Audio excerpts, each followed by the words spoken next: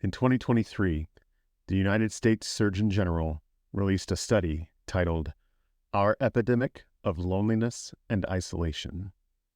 Now, it doesn't take a rocket scientist to figure out the main point of this study. I mean, it's right there in the title. Americans are lonely. And this really isn't much of a surprise, right? Back when I was a youth pastor at a medium-sized church in Indianapolis some 25 years ago, we already knew this. We knew that our neighbors, families, and friends had become increasingly isolated, individualized, and lonely. And that was before the advent of Facebook, Twitter, MySpace, or any of the other, quote, social media that came up over the years that promised to connect us, but really wind up driving us further into isolation. America has been a lonely place for a long time. And then 2020 happened. The shutdown drove us further into isolation, pouring gasoline on our country's dumpster fire of loneliness. And things have only gotten worse since then. It's literally spiraling out of control. So the fact that loneliness and isolation have become so widespread really isn't that big of a surprise. But what does stick out to me from this study is this epidemic's impact on our physical health. According to this study, the consequences of this deeply rooted isolation include a 29% increased risk of heart disease, a 32% increased risk of stroke, and for older adults, there's a 50% increased risk of developing dementia. You see, we are social creatures. We thrive when we are in community with each other. And we die when we aren't. This epidemic of loneliness and isolation is devastating. Abby Reckard is fighting back against this epidemic of loneliness in her own neighborhood in Indianapolis. Abby and I worked together about a decade ago at a startup SEO/digital marketing agency. After an abrupt and rather unceremonious ending of my time there, I managed to maintain connection with many of my former colleagues, including Abby. You know, it's really nice to be able to keep up with past coworkers and to celebrate their successes. Late last year, I stumbled upon a post of hers on LinkedIn that made me light up inside. She announced that she had purchased a 150-year-old church building in her Fletcher Place neighborhood on the southeast edge of downtown Indianapolis. She shared that she was converting it into what she calls a community living room, a relaxed place for real-life connection. Lille Bønne community is an intentional effort to push back against the loneliness that's so prevalent in our society. It's an exciting project that's just getting started, and I'm honored to have Abby share her dream right here on the Matt and Dan Toddcast podcast. Welcome to the Matt Dan Toddcast podcast. I'm your host, Matt, the guy with 3 first names and a face made for podcasting. But you can call me Matt Dan Todd for short.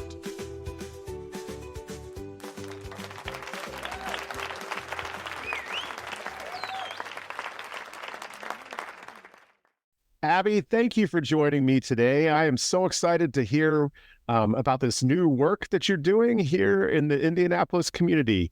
But before we get started today, I want to ask you something that I ask all of my guests. Why don't you tell me a little bit about yourself? All right. Well, first of all, thank you so much for inviting me on. I'm so excited. I think this is my first podcast. So delighted. And also, tell me about yourself is probably like the hardest question in the world to answer, but I'll give it a whirl. I'm Abby Reckard. I am a born and bred Hoosier. Grew up here in Indianapolis, had a brief stint out on the East Coast in Massachusetts, and felt like I had to come back home to Indy because there's so much cool stuff going on here. I love living downtown in Fletcher Place with my wonderful husband of 11 years and 2 kiddos. Silas, who's 5, and Rowan, who will be 3 this summer. And yeah, we're just, I feel like when you've got little kids, you're just kind of hanging on for dear life. So I feel like I'm like a little bit of that. But mostly I feel like my whole life I've been seeking community and trying to figure out how to be a part of a good one. Mm-hmm. And I also feel like I am a starter of a lot of things. So right now I am starting to try to build a community that involves all these things I love. My kids, my family, my neighborhood. And yeah, excited to see where it goes. Great. I'm excited for you. I don't remember when I first saw you mention something about this on LinkedIn, but it really it resonated with me for sure. I think this is something that is desperately needed, not just in Indianapolis, but around the country. So why don't you go ahead and tell us a little bit about Lille Bønne? Thank you. Yeah. So Lille Bønne is I feel like it's the culmination of so many things. It's that sense. I had the very same sense that like there's something missing. I need something. Like we've got, at least in my unique or specific situation, this beautiful neighborhood with wonderful neighbors, all these other kids in the neighborhood and my darling little family, and like still felt like there was something that, was missing to tie it all together. And, after working remotely for several years, the COVID lockdown that we all experienced, I think just this kind of universal sense of missing real world experiences and missing, casual connections. And also I was, feeling relatively dissatisfied in my work I ended up in marketing. I never really thought out a career in marketing. So does anyone ever really seek out a career in marketing? No, I don't think so. We're all not if they're sane. Yep.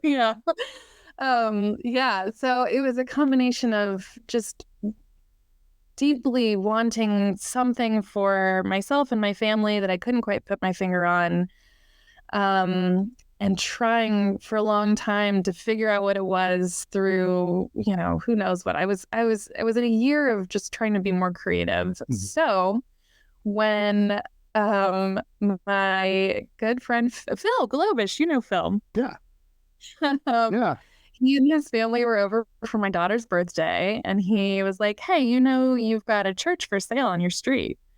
And it had been on the market for like 6 months. And I was like, yeah, let's buy it. We were totally joking, just like riffing on all of whatever ridiculous things we could, put in this beautiful old building.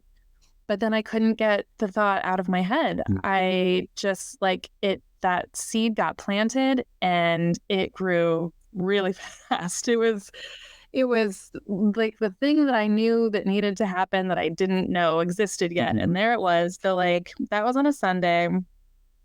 And on Monday, I texted my friend and neighbor and realtor, Will Loneman, and I said, "Hey, help me buy this church." And he lives a block from it as well, so he knew exactly what I was talking about. And he's like, "Why do you want to buy the church? What are you going to do?" And I was like, "Well, I don't know exactly yet, but I'm thinking some kind of like cafe and shop or something." I was like, "Well, I know somebody right now is looking at it pretty seriously to make a Pilates studio." And I was like, "Fine, we'll do Pilates too." And it was then that seed kind of got planted of okay, maybe yoga. So in literally like 48 hours time, I had these conversations with Will and Phil.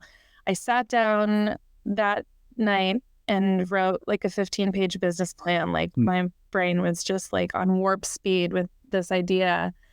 And then Will and I looked at the building on the Wednesday.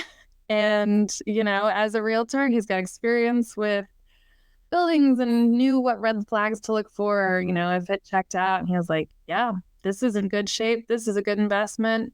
Let's do it. So, it took a few months of kind of trying to figure out like, okay, how do we buy this church building, and what do we need to do? And like, does this make sense? Can we actually move forward with this plan? And turns out we could, and we did. So it really all kind of, all of these things, the, desire for my family and my community and my own sense of self, really, after kind of trying to rediscover who you are after having little kids and going through career transitions, just was perfectly timed with this just beautiful historic building. And it was the kind of thing that like Lille Bønne doesn't exist without this space, without this building. So like in those few months of, trying to buy it without actually having had it yet, I was like so desperate to be like, we just have to buy this building. Like we have to get this building. Like, I don't want to do this. I can't do this idea somewhere else. Like it's so tied to the space. So it's a 152-year-old church, built in 1872 by Danish immigrants. So this little enclave of Fletcher Place in downtown Indianapolis, the little, I guess, triangle between Virginia and East Street and like 65, 70, is technically called Holy Rosary Danish Church. There's even like a historical marker on East Street that talks about that history of this neighborhood. And a lot of people know the Holy Rosary part. There's a big Catholic church. They do Italian Fest every year. But the Danish church is our little Danish church. So it's actually like the namesake of the neighborhood, and it's operated as a church for, I think, its entire history. It wasn't still the Danes that were there. That, in its last occupants. But it's just, there's so much history, and we've learned so much about like the Danish American community throughout this process. Like the Danes are some of the nicest people I've ever met. They're just like so enthusiastic and excited and like want to share their culture. And so that being the the history of the building, the space, the community, I really wanted to pay homage to that Danish heritage. So we wanted the name to be Danish, and it was just me like on Google Translate on my phone, like coming up with names that that were meaningful in English, and like, oh, what's the Danish translation of that? And I looked up Little Bean, which is what we call my daughter sometimes. Like, I think she had really just like run out of the bedroom, and I was like, all right, bye, Beanie. And I looked up Little Bean, and it was Lille Bønne. And I was like, oh, that's the one. That's it. Perfect. And it had that cool little line through the O, which I still don't know what that character is called, and I should know that by now. But it like, I don't know. I'm a very impulsive decision maker, if you can tell, for the fact that I just like bought a church on a whim. But it was like, yeah, when you know, you know. And so that's the name. Paying homage to the Danish heritage and to, the people that founded this neighborhood, so many years ago. And a little nod to my daughter and my family. Yeah, that's a sweet story. And it's pretty great. And it has to feel, I mean, it's exciting when all these streams start coming together and you've got that spark of an idea, and all of a sudden you start seeing it, come to fruition and kind of taking on a life of its own. And that's really exciting. And I'm excited for you for this, and for the community. right? Because this is not just something for you. This is something that you want to be deeply involved with the Fletcher Place community, and around like more of Indianapolis as well, right? But especially Fletcher Place. So what do you have in mind? How are you planning on using this space? Yeah. We're calling it a community living room. So we really just want folks to feel like it's an extension of their home. I think, I feel like I would be so much more inclined to spend time with people if I didn't have to think like, well, I could invite them over, but like the house is a mess and like, what am I going to cook? So it's just like, oh no, we'll come do everything that you might want to do at home. We'll do it at Lille Bønne. So we're going to have food, of course, coffee. We're working with a great catering chef, so it's going to be like really good food. We'll also feature yoga classes. So I can send you some renderings at some point too. Oh, that's great. I'll include them. Yeah. Sure, cool, thanks. Yeah. But like the altar space or the apps, we're going to convert that into a mixed-use studio/stage. So we're going to build these big, beautiful sliding doors that can close it off for yoga classes and art classes and more private things like that, but be able to open up to use as a stage for live music, speaking events. We want to do like kind of moth style storytelling and open mic poetry and things like that. So, just things for people to be able to do and engage with together. I love Fletcher Place. I think it's the best neighborhood in Indy, and there's a lot of really wonderful places. But it's all feels like it revolves around food and drinks. Right. And I love going out to eat, and I love a good cocktail. But I really wanted to make something that people had a little bit more flexibility and freedom in how they spend their time and how much time they spend, and a place that felt like it was really open and welcoming to kids, and a place where people could actually like do things together. And I think that's for me anyway, a much easier way to, make friends and establish connections and relationships is when you have like shared interests and activities and you're creating something together or, experiencing something together. So I wanted it to be a very embodied experience, especially again after like years of kind of feeling so disembodied with like every social interaction and work interaction being online. I just wanted a place to go and just like feel fully human. Wow. That's really cool. As you were talking, I thought of a conversation I had with a coworker recently where he said 80% of his job is just showing up. And that's a lot of what community is as well, right? Yeah. It's once you have that familiarity, there's something grows and there's something beautiful about that. And so you're giving a place for 80% of the job to be done, right? Is for people just to show up. Yeah, I hope so. That's the idea. That's really cool.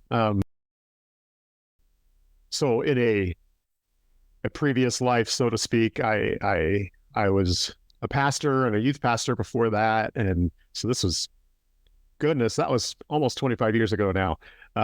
But even back then, we were talking about a lot about how just the American society in general was very lonely and did not have this sense of connection. There's a book that we talked about that was talked about. I didn't talk about it because I hadn't read it.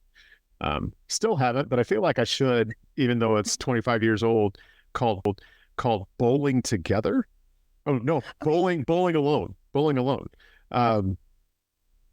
Talking about this very thing that we're just isolated,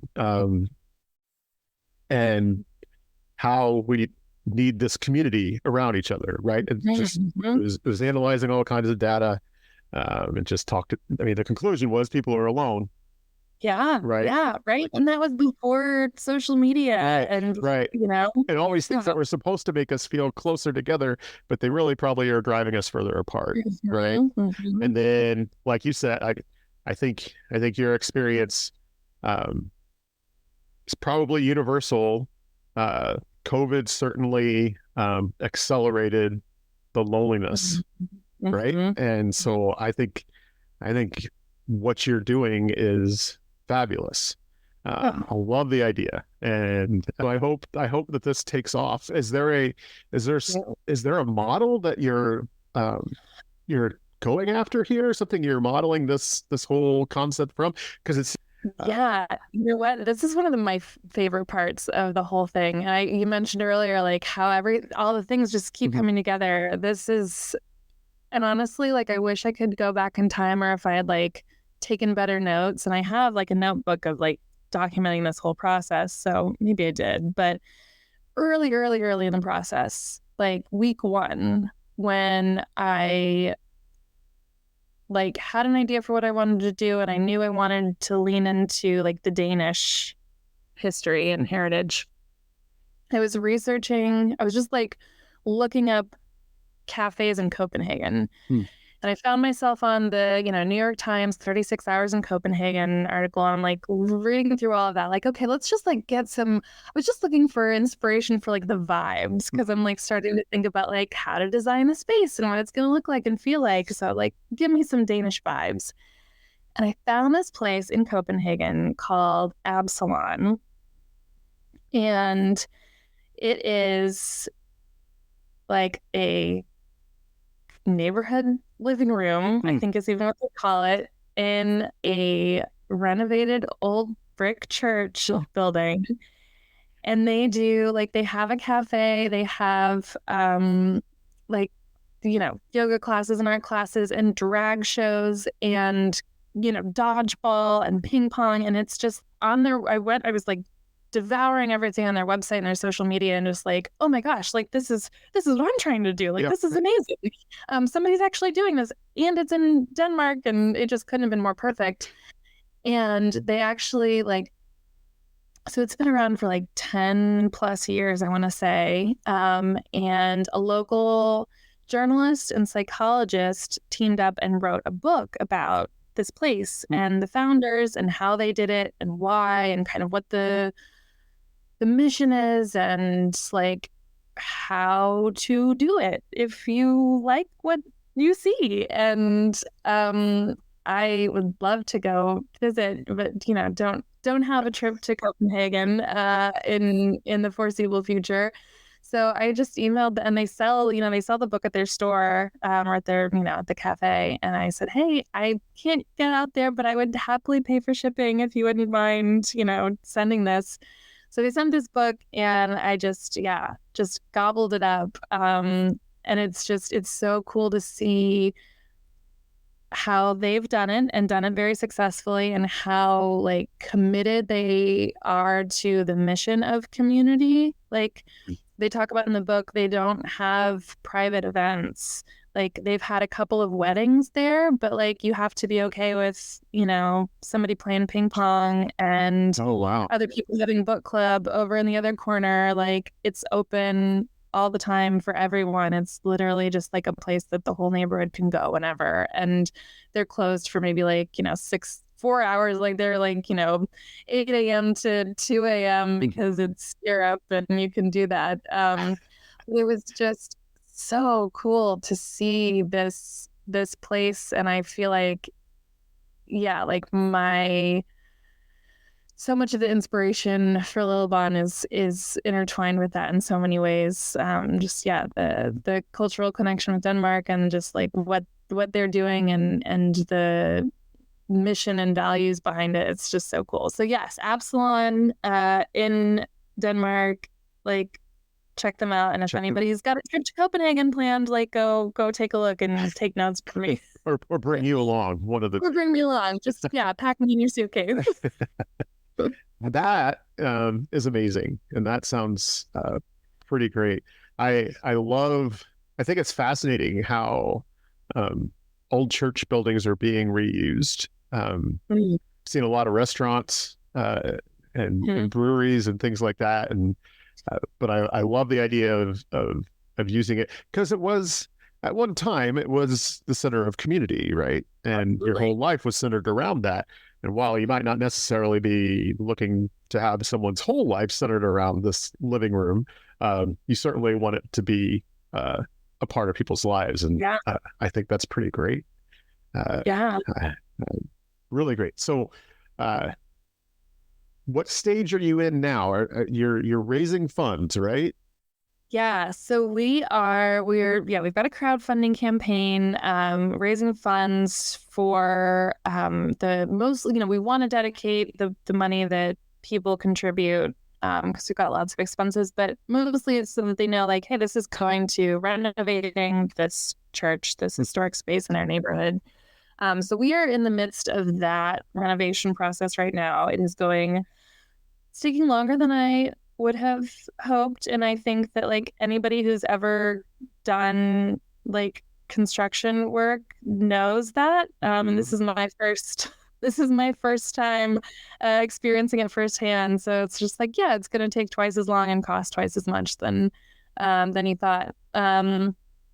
But we're working with an architect right now who's getting everything ready to submit floor plans to the city and state and all that. It being a commercial space, there's just like so many layers of permits and approvals, which is great. Keeps everybody safe. Make sure that we're doing everything right. So the latest update we have on timeline is looking like it's probably going to be closer to the end of the year before we open. I was so very optimistic and hopeful, like, yeah, we'll be open by the summer, and it's summer now. So so the building is going to take longer than we'd hoped, but we're building the community now. I was like, all right, so much of this is centered around like having a space and placemaking for community and building out third space, but putting my energy into building the community, even if I can't be actively working on the space. So we're planning a lot of outdoor programming for the summer. We've got a nice little lawn space, and we're also right across the street from Lacey Park here in Fletcher Place. So really nice park. So we'll be doing outdoor yoga classes and like kids craft workshops. So still finalizing the schedule for that, but that we plan to run all summer. And we're going to be popping up at different art fairs and monumental yoga. And just, I want to start having like even just, house parties to like meet people and hear about the things that people want for the space. Because like it's, there's so much of my vision that is involved in this and the things that I am excited about and I want to see, but it won't be good if it's just what I want. Like, I want to make sure that it really is a mirror to the community, and that it everybody can find something for them there, or something that excites them. So I really just want to take this time now, and I think it might be good to have this extra time to just hear from more people. What do you want to see there? What do you want to do there? What do you think are needs of the neighborhood that we could help fulfill? It's the bus stop is right there in front of the building. So like, I know, for my family and so many other families with young kids that I've talked to, like, oh my gosh, like, can we have like some after school programming, like jump off the bus and like get a little snack and do an art class. And, that gives mom and dad a little extra time to, finish sending those emails or just something, so how can we best serve the neighborhood? So just trying to have those conversations with people. We have a survey that's linked on the website as well of just those very things, like, what do you want to see here? What would be helpful? What ideas do you have? What might you want to contribute? So just trying to build the community while we're building the space. Well, and it makes sense to do that. I mean, you could say it's market research, but it's really not. You're actually you're planting seeds, right? And hoping that those roots will go deep and So you'll have this base for the community to bloom once you have the established space ready for them. Yeah. If you're going to be people centered, then you need to do what give the people what they need, right? Right. And so if you're going to be in the center of a community or a neighborhood, you can't just drop in, parachute in, and say, "Oh, you need this, this, this, and this." Exactly. Make sure. I'm sure everyone already knows you're part of the neighborhood, but this again helps reinforce that you, as a family, are deeply rooted in place. Yeah. So, while the timing, I'm sure, is frustrating, and I'm sure the costs are not exciting. It sounds like for the long run, this could be a good thing, right? I think so. And I think I'm a person who likes to I'll just go and do it, and I'll do it. It'll be done. It'll be great, and it'll be fine. And I'm learning that sometimes things take longer than that. And something I've tried to remind myself of lately is just things just take the time they take. I spent years just wanting different career or job and trying to what am I supposed to do? It's not marketing, it's not this, it's not that, what is it? And I couldn't rush this, these things kind of, they come when they come. And I'm gonna go off on a tangent now. A book that I read recently that totally blew my mind, Big Magic by Elizabeth Gilbert, and 10 out of 10 recommend. And she talks about, and I've heard this idea with so many other really thoughtful, creative people, but just in terms of living a creative life, that ideas and inspiration and creativity, for lack of a better word, it's almost just a sentient being that is looking for a host, right? So these ideas that they show up for somebody, and it's not I really do believe that I didn't come up with this. This idea was trying to find somebody who was crazy enough to run with it, and I happen to be available. And I'm really grateful because I'm so excited to be doing this and to be a steward of this building and this idea that and I think, Mary Oliver talked about how a poem would just charge at her like a horse, and she would have to wrestle it and just write this poem out as fast as she could, and then it was gone.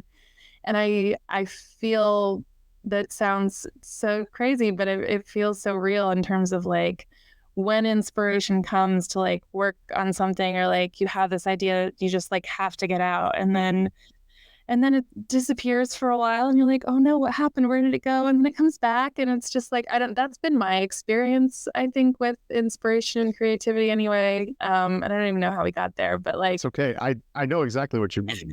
Yeah. And I think it's encouraging to know that all right, it's not really entirely up to me.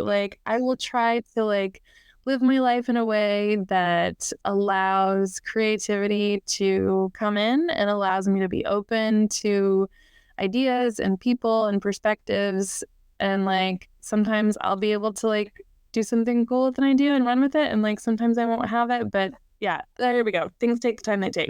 Yeah They do. And you're refining it along the way, right? And yes, that's part of the beauty and the pain and the struggle, all at the same time. Yes, indeed. It's part of the blessing and the curse of being a creative person. I think, I think to be creative is just to be human. I think it's such an innate part of humanity. And I think that that's another thing about what I want to do at Lille Bønne, and so much of kind of how we refined our mission and our positioning was a place to just come and be human. And I think that we get so kind of back to America being such a lonely place. I think America's also just hyper fixated on productivity and hustle culture. And we worked for a startup, and that hustle culture is real, where people are if you're not working, 40 hours a day, like you're doing it wrong. And like, I think, Yeah, if you're not burnt out by the time you're 25, right? it's Yeah. And I'm just like, that's no way to live. I don't think. And like, I love to work hard. And I think that there's so much work that needs to be done in the world and so many people that are capable of doing it. But like, to what end? And like for what and for whom and why? And like, I think that was always my issue of like, all right, I'm working really hard and who am I helping? Like, what am I doing? What am I contributing? And like, some jobs I've had helped alleviate that more than others. But I think ultimately I just needed to like decide go out on your own. Myself and do it. Yeah. Yep. I'm confident this is going to be a success. I think you've got some amazing ideas for this. I'm excited. We're not Fletcher Place residents, but we'll be around for sure because we're excited about it as well. How about you go ahead and give us the website? Oh, yeah. It's lillebonnindy.com, and that's LILLEBONNEINDY, lillebonnindy.com. And yeah, you can find upcoming events there and a link to our crowdfunding campaign, which is kind of running indefinitely at this point because we've got lots of time and lots more money that we need to raise. So the crowdfunding, I think it's, considered a pre-sale. Like you can get yoga class packages, and my favorite is we're selling a tumbler. It's going to be an exclusive like founders tumbler that will get you 50% off of your coffee for the first year after we open. So and our logo and our brand is so beautiful. Matinee Creative, I would be remiss not to mention them. So Matt and Amy Gonzalez, I worked with when I was at Well Done, and they are just the most brilliant and creative people. They have their own shop now, Matinee. And they helped with our positioning and messaging and just kind of the brand voice. And Amy is a designer, Matt's a writer. Amy did our logo, and they're just so talented and the most wonderful people. And they live in Fletcher Place, they're neighbors. And it's just been so fun to kind of like get to like be a part of this, creative economy and yeah, anyway. So yeah, that all that is to say, everything that you might want to buy eventually, whether it's crowdfunding or later, is going to have just the most beautiful brand everything on it. It's just a really, really nice look, I think. So, and that's due to Matinee. So yeah, we've got cool rewards and basically pre-sale stuff. And that's all going to help cover the costs of renovating the church. And do we have time? I just want to say like a little bit more about like, the church. Yeah, go ahead. So like, as we're trying to buy this and working with the city on like zoning and things like that, like the first thing that they came back to us with was, oh, well, it's zoned residential and we want it to be like condos or apartments or something. And my heart just like sank. It's like, no, like you're so, like you said, there's so many churches being turned into other things. A lot of them are restaurants and cafes and things like that. And a lot of them are condos and apartments. And like, it just feels like these spaces that were created to be the hub and the center point of community and to be open to everybody and to be, they're for everyone. To close them off for one or two families just felt like it's not what was supposed to happen. Right. So I just felt so grateful that we were able to buy the building and be successful in our zoning variances and all that jazz. I just think the space that's what it calls for. It's just, that was the original intent. And that's, what we want to carry it on to. It's now this chapter that it's in, of just being a space for people to gather in community and, just open for everybody. Yeah, it sounds like a beautiful thing, and I know it will be. So I get really excited talking about That's it. awesome. That's good. You should be. I'm excited hearing about it as well. Thank you. Thank you so much for coming on. And so everyone, check out the website, Lille Bønne Indie. .com. I'm probably most active on Instagram, so that's a good place to see updates too of just like in progress and, you know, where we're going to be and things like that. And that's also Lille Bønne Indie. So, Okay, great. yes. Great. Well, thank you again, Abby. This is so fun. Thanks for listening today. Don't forget to subscribe on your favorite listening platform. We'll see you next time.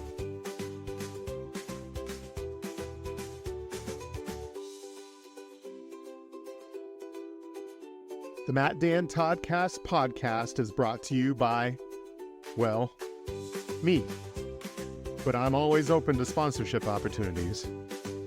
Theme song is by Paul Uden.